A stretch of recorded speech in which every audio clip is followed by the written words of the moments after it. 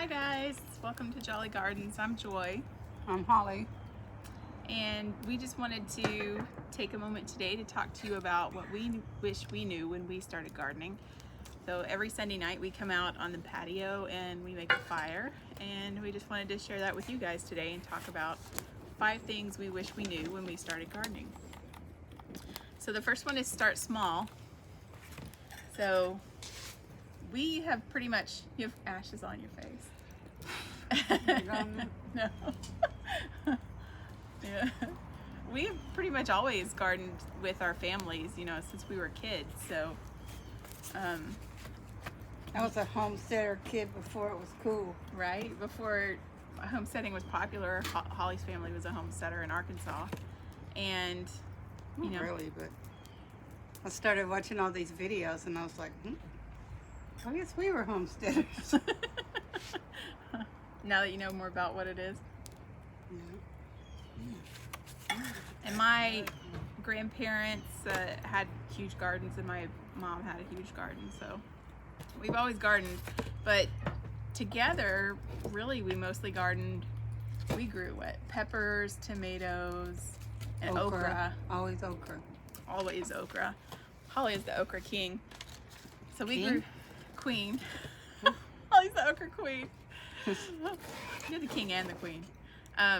So Not no king. basically those 3 things is what we mainly grew in our gardens until 2020, and then we really ramped things up. So Because you were home yeah, and I was retired. so before Trying to 2020, make it plain. come on. That'll be an outtake. Blow it that way. So before 2020, I traveled over 50% of the time with my job, and Holly went with me a lot. But when the pandemic came along, I was on mandatory telework, so I was working from home a lot. So that really gave us the opportunity to grow a lot more. So we had we started the same again with tomatoes and peppers and okra. Started with 3 tomatoes. 4. 4 that we got our cousin Paige to go get for us because we didn't want to go in any stores. And 2 bags of dirt. Yep, that's what we started with in 2020. And then we just added bed after bed after bed, arch after arch. And then this year we built a greenhouse. So we pretty much now grow pretty much everything, right? Everything we want, I guess. Everything we want. And then plus we have lots of fruit trees and things like that. So I guess the main point is don't start with, a giant plot of land or a giant set of a bunch of beds or anything like that. Start small, learn 1 plant at a time or 2 or 3 plants at a time, and just add to your gardening resume as you go. It's not just learning the plants, it's learning bugs too. Yeah. In 2020, in the summer, fall, every time we turned around there was a new bug that I'd never seen before in my life. And it was very frustrating. We needed to research information how to get rid of the bugs without poison. Just something natural that would deter them. But Exactly. I'm not kidding you. It was in the We summer. would get through with one kind and then Okay. Cheers. cheers. New glass.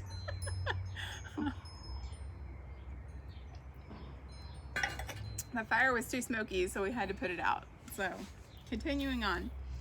Number 2 is it's not cheap.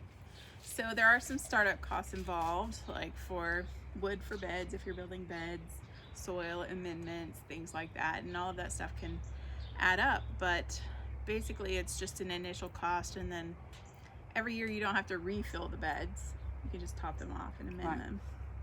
Yeah. All right, cool.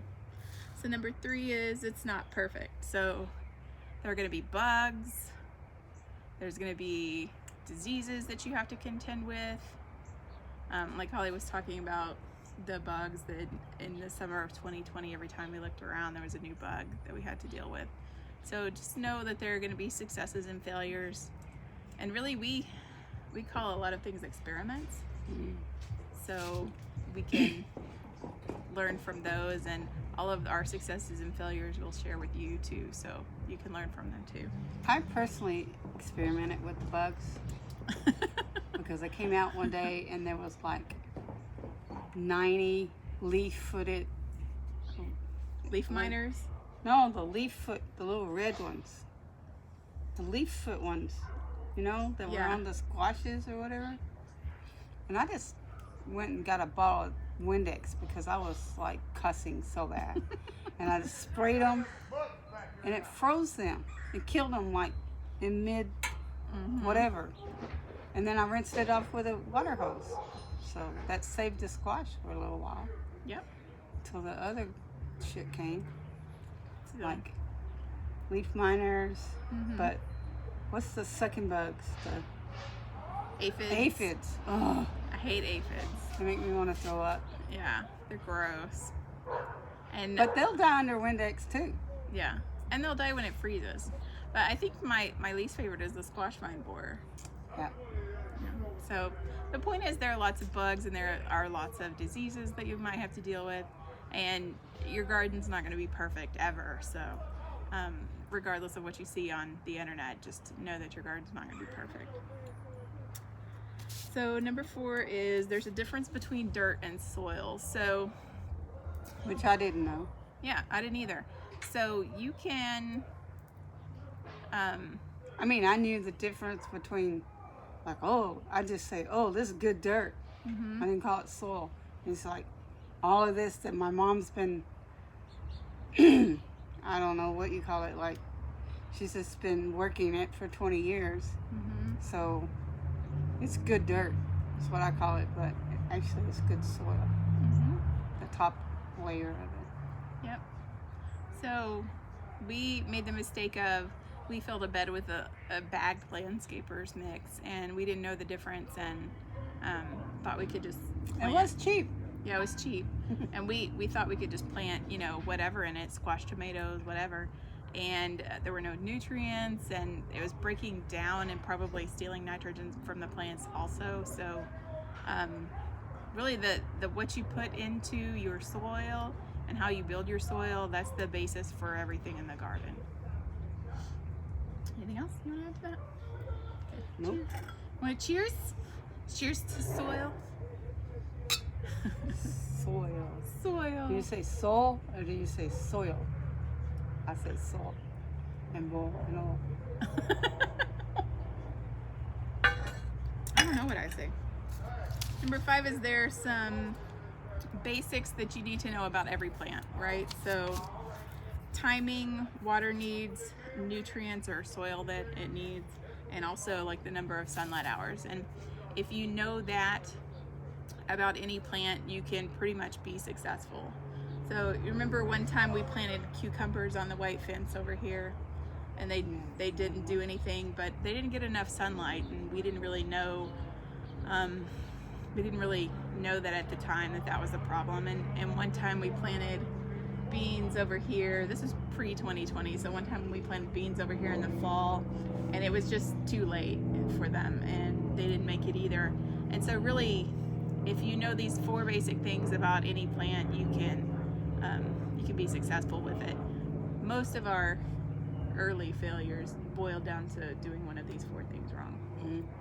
Timing, watering, which could be over or under watering, nutrients, soil, and sunlight hours. Another thing is, Joy is always like, I'm going to plant this, I'm going to plant that. I'm like, do you even know what that tastes like? Do you even know if you like it or not? But I'm glad that she does that, because if she hadn't been doing that, then I wouldn't have known about Mizuna, the Japanese mustard, Mizuna's which doesn't so taste great. like mustard. It's spicy and it's good in salads. But I'm still questioning her on like pawpaw trees. I don't know about that. I'll show you. I'll win you over with my pawpaws. There was a tree named that in my elementary school songs, but Paw Paw Patch. But I have no idea what they taste like. Yeah. And on that note, don't be afraid to experiment. We discovered we don't like arugula because I planted some arugula. And She likes chard, but I don't like chard. Yeah. So I'll cook it, but I'm not eating it. when you start small, start with what you know you'll eat. And then slowly add in things that you can experiment with. And then some things just for fun. And then Always experiment with tomatoes, though. yeah. We grow all kinds of tomatoes. It's super Some fun. make, some don't. But Yeah. like this year, we grew Paul Rollison's, and I was like, "What is that tomato?" It's 'Cause so I'm not good. up on everything, 1,000 things she plants. But when I find something good, I'm like, "That's good. We're gonna plant that again." Mm-hmm. And we've been doing pruning trees and then propagating them. Mm-hmm. My mom had a fig tree on the south side that she got from her sister back 20 years ago. And it's kind of run its course and it's starting to die, but I'm not slowly, but profusely like cutting limbs off, trying to save pieces of it. So we'll have a piece of that. So, And that tree is from your aunt's place too, right? right, she got it from her sister. Mm-hmm. So it's like we have lots of plants around here that are from family that have been propagated. So that's another cool thing. But the point is, don't be afraid to experiment, right? Right. That's why. Or let somebody experiment. I don't. You experiment too. You do lots of propagation and Yeah. But I don't want a tree on this lot, or these lots, that is not edible or something coming from it edible. But there are bushes that are pretty. that bring you joy. Yeah. Yeah. So those are the exceptions to the edible rule that Holly has. Yeah. So just a little bit of background about our gardens. We live on 2 lots. This place used to be Holly's mom's, and Holly inherited it from her. And it's a little less than half an acre. Right. Yeah. And we have in-ground gardens, container gardens, raised beds, and we have a greenhouse. So we do, and we have vertical gardens here too. So we do all kinds of gardening and can really share lots of things with you. And the place where the greenhouse is now, there was a what is that tree? Hackberry tree. Hackberry. It's huge. That we call the swing tree. And it fell. Mm-hmm. And there was like 5 years there that it just laid there. Well, we were cutting on it, but it grew up into a jungle. And there was blackberries that came up that we never had here. Mm-hmm. There was cucamelons. Cucamelons. Yep. There was all kind of things that came up. That the birds brought probably, right? I don't know if the birds brought them or they had been there wild and we just kept them cut back or what. Oh, but yeah, true. it was crazy how many different things were out there. Mm-hmm. So you never know what is waiting to have its chance to grow. Mm-hmm. But I didn't want any of that stuff, so I just got rid of it slowly. We found cucamelons growing here wild before. Yeah, they were growing up our fence, and I was like, what is this thing? Yeah. I didn't even know about them. Yeah, and that was before like everybody was all crazy over cucamelons. And we were like, what is this weird thing? It's like a little baby watermelon. And they were just but wild. It smelled like cucumbers. Mm-hmm. And also wild, what's the berry that you don't like? Mulberries. Mulberries, We're constantly hacking back mulberry trees. Everybody's like, I want to plant a mulberry. It's like, no. Yeah, and it's funny. It's funny to us when people like purposely plant them because we're constantly hacking them back. But to each his own, you know. True. We don't like them for other reasons. But anyway, that's a little bit about us and some of the things that we wish we knew when we started gardening, just to better kind of set our expectations. Yeah. Yeah. Take care of your birds and take care of your bees. Yes. I don't know why birds, they're pretty, but feed them, water them, and then they won't get in your plants. And the bees, we let wild stuff grow in the winter, like people call weeds. What are they? Henbit and purple dead nettle and Purple- dandelions. Purple dead nettle to me is the most interesting because you can watch the bees go on it. Mm-hmm. And usually in the summertime, springtime, bees have pollen on their legs, like little balls of pollen.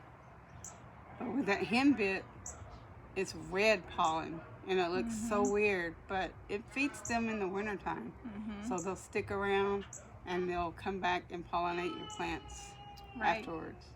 And we've even done the same thing with like letting our broccoli go to seed Yeah. in the spring when there's nothing else out there for the bees. You know, you have to take care of the bees. So, And the birds. and the birds.